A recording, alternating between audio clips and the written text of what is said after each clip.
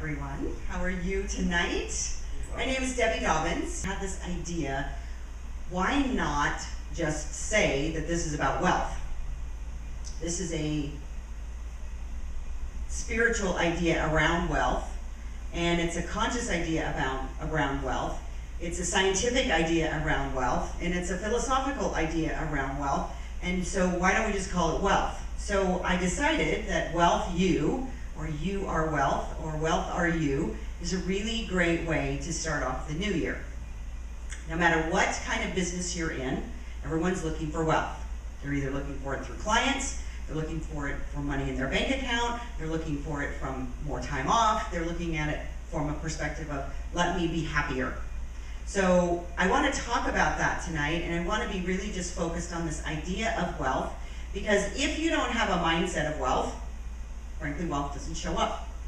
And because as part of my business, I teach women entrepreneurs how to build their businesses, I've discovered over years and years and years that no matter how many tools I give anybody, if they don't have that wealth mindset, it's as if they have something that repels what I say.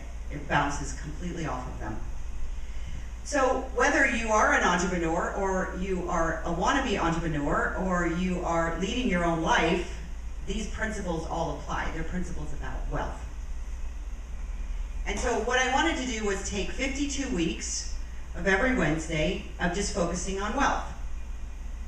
And for anybody that wants to participate, to become proficient in wealth. Because wealth is just about learning how to be wealthy. And the idea is that the more you practice it, the better you become at it, right? People have this notion, I think it's so funny, sometimes I find myself awake at 3 o'clock in the morning. Anybody else do that? And then the brain goes on. And I have decided sometimes that watching television is a good idea to put me back to sleep.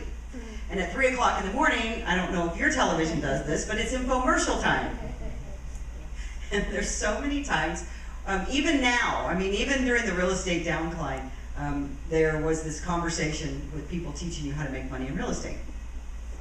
And the idea behind making money in real estate on these infomercials is all about hype, and it's all about getting you excited, and it's all about telling you that you can make money overnight. The problem with that is if you don't have a mindset to make money overnight, those tools don't work.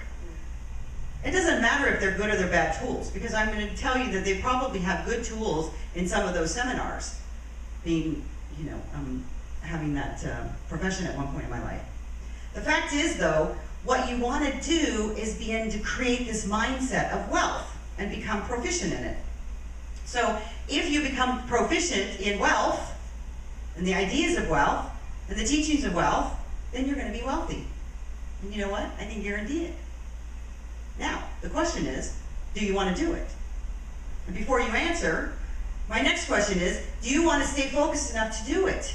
Because this is like learning anything else. Learning about wealth, not how to make wealth. Because I could teach you 15 different gazillion ways to do that. As a matter of fact, you probably all have one, right? What's a way to make money? Tell me a way to make money. WAPA?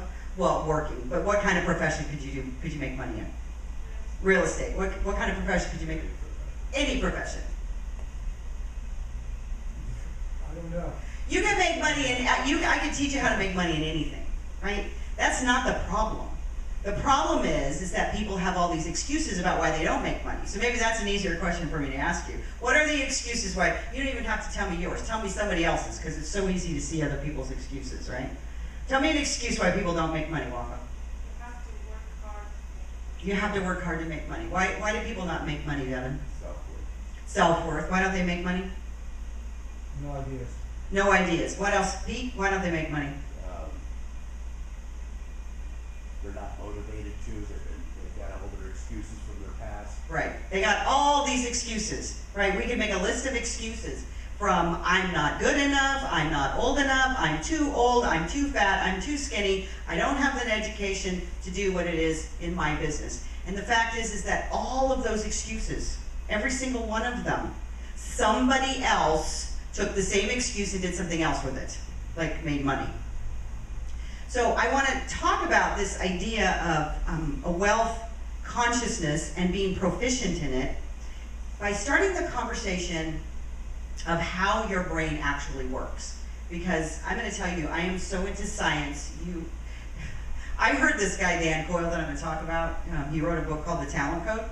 I saw him speak at a real estate seminar. Now, these are real estate agents. They're all mostly A personalities. And he started talking about science. Now, I was on the edge of my seat because he's talking about the science of the brain and how we work. And I'm like, I'm all in. And these people are falling asleep. They're leaving the room. I go, what is wrong with you? This is meant for you. But the thing is he wrote a book called The Talent Code. If you want to know more about how the brain works, I highly recommend this book. And what he did was, he's actually a journalist, and he visited what he calls talent hotbeds. So he went around the world visiting classical musical academies, tennis training camps, sports camps, art and music places, math, etc. And he came up with a very unique conclusion because he discovered some cutting-edge neurology of how the brain works. Now, you probably already know this, but I'm going to put it in terms of neurology because we've been habitually hit over the head by the word habits. Everybody's got habits, right? And that's why we can't do what it is that we do, because our habits are keeping us stuck where we are. Well, you actually get those habits for a very specific reason. And I'm going to tell you how that works. But what he also discovered is that there is a specific way that creates these amazing, talented people in these hotbeds. So he went around the world and found these places that are just like rubber stamping people out of there to be the most amazing tennis stars, the most amazing musicians, the most amazing artists. And he couldn't, at first he didn't know why when he went there they could do it so quickly because they had a direct focus. But what he concluded was that there's 3 principles that create success in whatever it is that you're doing. One is deep practice. Now, everyone's always heard this idea of practice. You gotta practice, you gotta practice, you gotta practice. And first of all, you're probably thinking, well, how do you practice well? And I'm gonna tell you that in a minute. Deep practice, though, isn't that rigid practice. It's a very specific type of practice that is very slow and very methodical. So I'm going to, as we go through the weeks, I'm going to express how you can do that practice because it's very specific practice on doing something the way that your brain will then build something called myelin. So I'm going to tell you what myelin is in a second. The next principle is you have deep practice, then you have ignition, is what he calls it. Basically what it is a passion or a desire to do something. So we've all heard something like that, right? He calls it ignition. But if you don't have that deep, deep desire to do it, then it's not going to get done. And well, I heard a really smart guy one time tell me that the reason that most people don't get what they want is because they don't have a good enough reason. Because people sit around and they say, I want, and then you fill in the blank, and then you go, yeah, and life happens and you don't really care. Those people that really want something go after it and they get it. And then the last thing is, he says you need mastering coaching. This is the awesome part. Because every single one of these hotbeds had coaches that weren't afraid to give feedback to correct when the athlete or the musician or the math person was doing it not perfectly. So how many of you are out there right now in anything in your life getting coaching and feedback from somebody so that you can do it better? No, we plod along and we trip and fall and we hope that we get it and then we cry and say, I didn't do it right again. And one of the reasons that we don't do it right again is because we programmed this with this amazing stuff called myelin. And so if you read the book or you even go on the internet and uncover what myelin is, it's this, it's a cellular component. So everyone's heard of the word or the phrase synapses, when your synapses fire, right? You have little cells in your brain and they're talking to each other. And when they say, when something happens, one cell fires and it says to another cell to do something, which is all connected to your nervous system, and then it takes your body to do something. Well, what happens is, When you create myelin, if you look at a little picture of these cells, it looks like little sausages. So it's wrapped like little sausages. So from point A, and these are really small points, you know, obviously in your brain, but I'm going to use a big example like this. So you tell yourself, money is the root of all evil. Yeah, that's the message you got, right? And you got it when you were little. And then every time that money comes up, instead of going to the next spot where it's going to fire, it skips. It goes over to the next spot because the sausage helps it jump like it's a long jumper in the Olympics. So what happens is, if you learn something new and you do it this specific way, then you build myelin really fast, and you can do it really well, and you can learn it really fast if you're doing the practice the way that he suggests. So he's got, you know, golf people, tennis people, dancing people, all of these people that they study were able to be incredibly talented at what they're doing because, as he's researched in the neurology, of this myelin effect. So what does that got to do with wealth? Well, if you study myelin a little bit more, what you find out is that the myelin in your brain, most of it is produced from the day that you're born to the age of 14. So now, it's perfect sense about why you're programmed to do what you do based on the time when you were 1 to 14. And what happens is, all that got programmed in there of, oh, it's not okay to make money, or if I make money, then, you know, I might be the only person in my family to make over $40,000, I can't do that. And so there's all of these messages that were sent in there. We're going to talk about those, and I don't want to get into all those messages at this point, but I can assure you that whatever was going on between the age of 1 and 14, you drug it all the way up here to 40 or 30 or 70 or wherever you happen to be, and you practice it some more. Because it doesn't take that linear truck anymore. It jumps from here to here. And that's why if you have these moments of deep practice, you have an ignition, and then you have somebody giving you feedback constantly, then you get to focus on it and you become proficient in prosperity or wealth, or this whole idea of creating the life that you want. So I want to start by having a working definition about what the word wealth means. Because a lot of people come into the conversation and they have all these ideas about what wealth means to them. So Mark, we've already talked about it, and I'm not going to pick on you.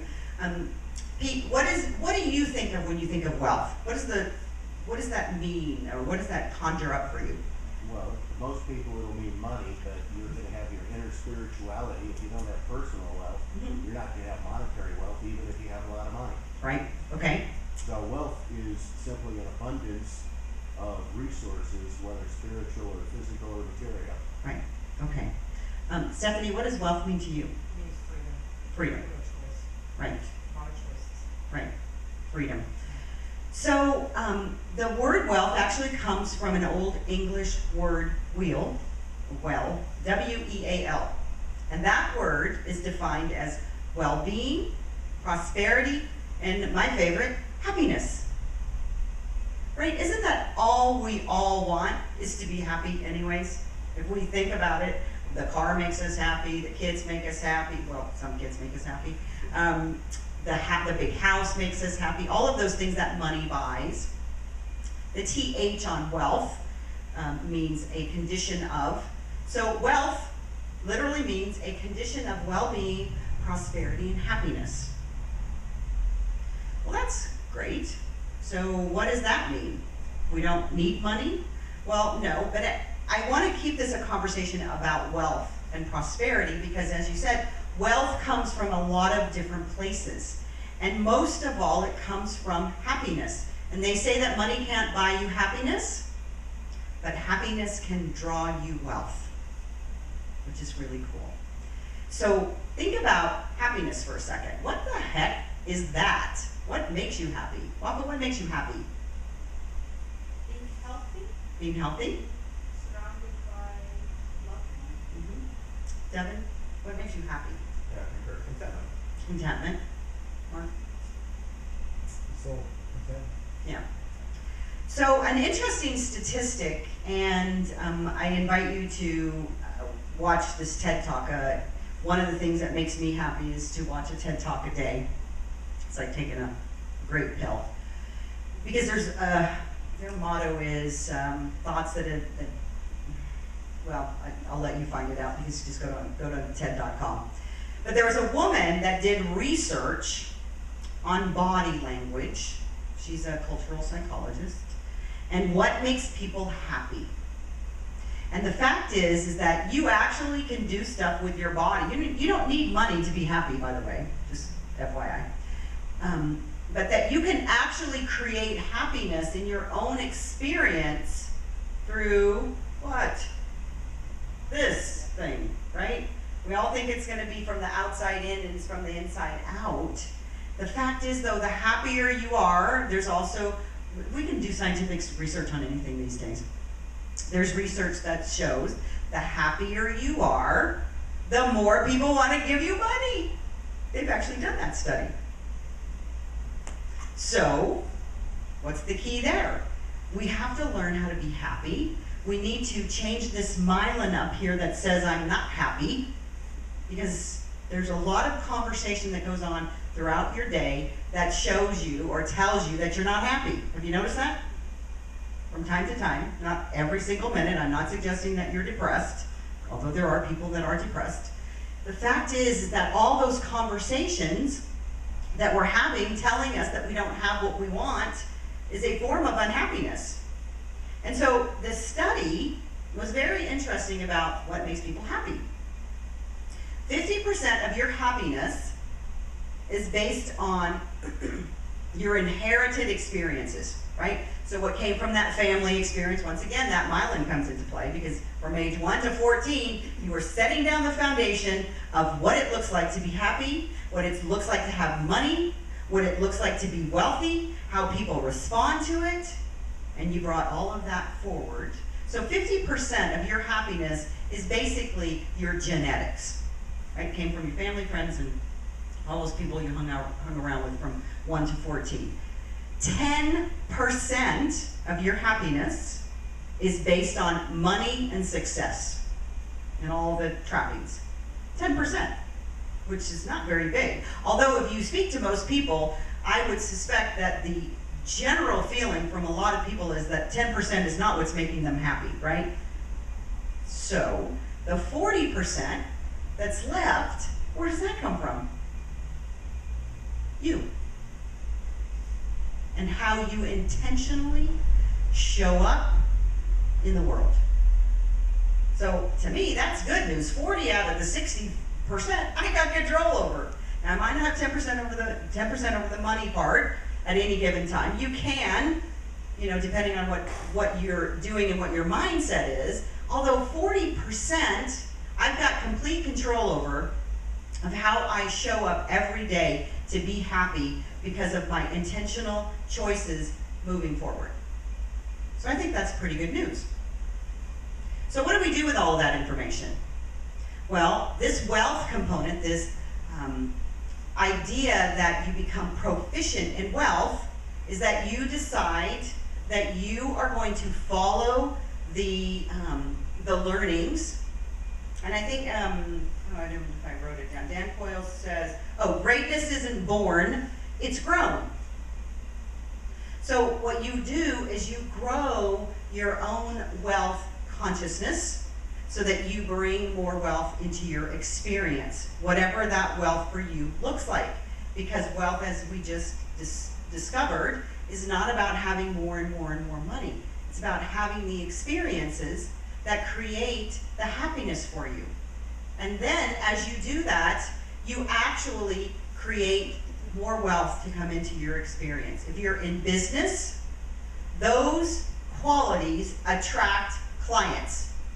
Magical, right? Have you ever noticed that when you're really on a good day when you're in business and you go someplace and you can't do anything, like you're beating the clients off with a stick? How many of you ever had that experience? You walk in a room and it's like, I can't get them off of me. And if you think about it and reflect, it's about you and who you showed up as that day. So when we build this wealth consciousness and you understand this concept of how myelin works, that your brain chemistry is designed by you. So even though you've created that myelin in there now, that doesn't mean that you can't recreate new myelin. It's just that you have to follow the course that I just shared with you. So on these Wednesday nights, it is the intention that we begin to focus intensely on building wealth for you. And because I teach this, I decided that this would be a really great opportunity to just give this information for free. I'm not here to sell anything. I'm not here to get you to join a club. I'm here to be of service every Wednesday night for 52 weeks, unless I happen to be in Mexico or I get married or something.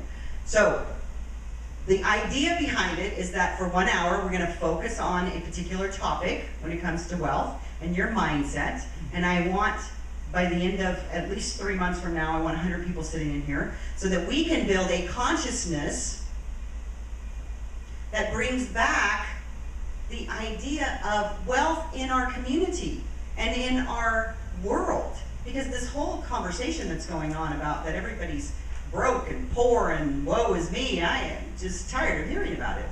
And the fact is that that's just a mindset. That has nothing to do with the economy. It has nothing to do with whether the real estate market's falling apart or any of the excuses that somebody might use. So the very first thing that I like to start with is a conversation around what might be some of the ideas that you have around wealth. And what I'm going to ask you to do, and this is going to be a little bit interactive, so if you're afraid of those kind of activities, then this will be a great opportunity for you to be courageous.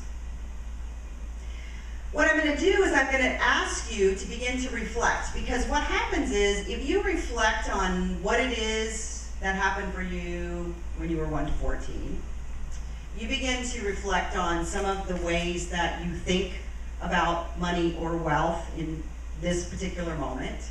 You begin to notice how you behave and react when the subject of money comes up or the subject of wealth comes up or any of those things. They happen for you.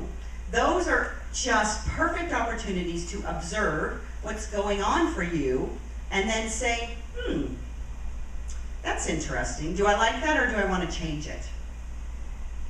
Because I suspect that whatever you learned in that 50% of genetics that you have may not be serving you to its highest potential. Most people that I run into, it doesn't. They got some message, whatever that message happened to be, and now they're coping with it because the message was just the message, and you did the best you could at that particular point. And what happens is when I work with my clients, we always go back to your first initial conversation with yourself and pay attention to what things you might have learned back then. But the first thing I want to do is I want to take your abundance quotient. So this is a quick little 30 question. Okay, so what we're going to do is, Jeanette, if you would come over here, because I'm going to put you in triads.